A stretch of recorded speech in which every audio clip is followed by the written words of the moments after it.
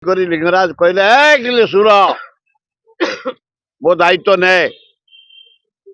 ତା ଦାୟିତ୍ୱ ଦେଲେ ଟ୍ରଷ୍ଟି ଦାୟିତ୍ୱ 20,000 ଟଙ୍କା ଲୋନ ରେ।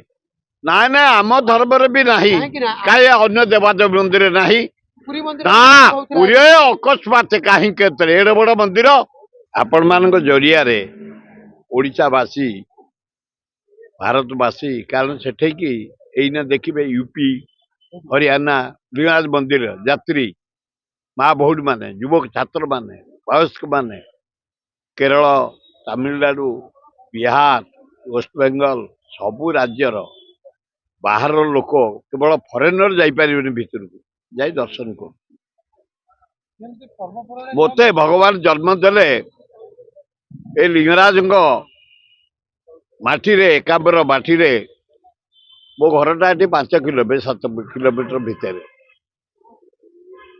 ମୁଁ ଏଇଠି ପାଠ ପଢିଲି। ଏଠି ସେତେବେଳେ ଗୋଟାଏ ହାଇସ୍କୁଲ ଥିଲା ଭୁବନେଶ୍ୱର, ଗୋଟିଏ ହାଇସ୍କୁଲ ବିଏମ୍ ହାଇସ୍କୁଲ, ସେଇ ଛାତ୍ର ମୁଁ।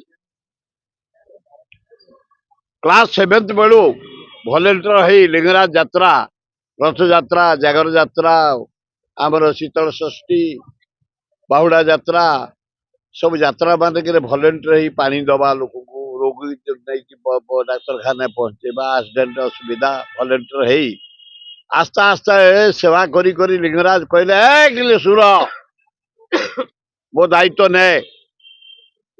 ତା ଦାୟିତ୍ୱ ଦେଲେ ଟ୍ରଷ୍ଟି ଦାୟିତ୍ୱ 20,000 ଟଙ୍କା ଲୋନ ରେ ମୁଁ ଦାୟିତ୍ୱ ନେଲି ଏବଂ ସମସ୍ତଙ୍କ ସହଯୋଗରେ ଏମିତି ବାରମ୍ବାର।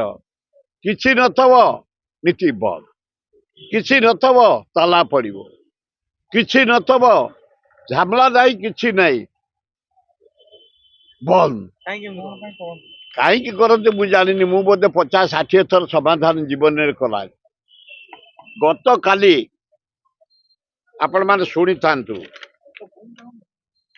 ମନମୁଖୀ ଶାସନ ଗୋଟେ ହଉଛି ପରଦିନ ମଙ୍ଗଳ ଆଳତି ଗୋଟେ ହୁଏ, ହେଇପାରିଲାନି। ଏବଂ ନବାଙ୍କ ଏଇ ଯୋଉ କାଲି ଥିଲା ପର୍ବ, ମକର ପର୍ବ ହୁଏ ପ୍ରଭୁଙ୍କର। ମକର ସଂକ୍ରାନ୍ତି ଆଗ ଦିନ, ତାମାନେ ଯୋଉ ଦିନ ଷ୍ଟ୍ରାଇକ ହେଲା, 9 ଥର ଲିଙ୍ଗରାଜ ବେଢା ବୁଲନ୍ତି ଚାରିପଟ ଯାକ। ଏ ପରମ୍ପରା ଟେମ୍ପଲ ହବା ଦିନୁ ଏ ନୀତି ବୁଲନ୍ତି, ତା ବନ୍ଦ ହେଇଗଲା।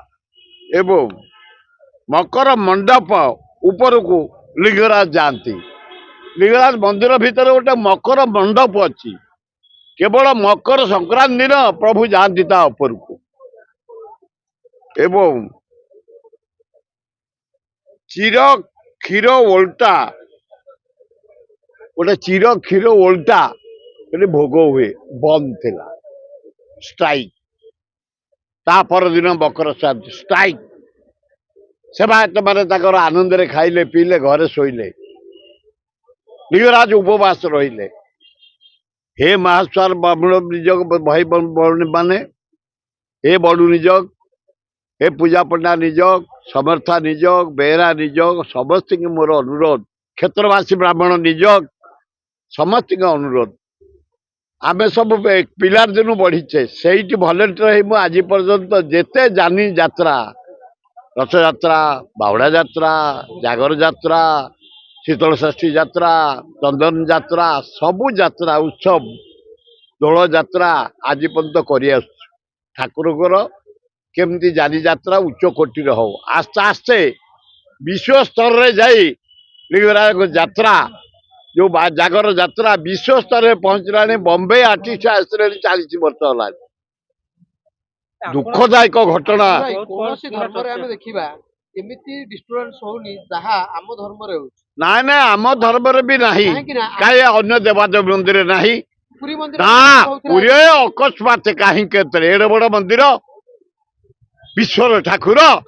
କାହା ବାହା କେତେବେଳେ କେଦାରନାଥରେ ନାହିଁ, ବଦ୍ରୀନାଥରେ ନାହିଁ, ସୋମନାଥରେ ନାହିଁ, ତିରୁପତିରେ ନାହିଁ, କେବଳ ଓଡିଶାରେ ଲିଙ୍ଗରାଜଙ୍କ ପାଖେ।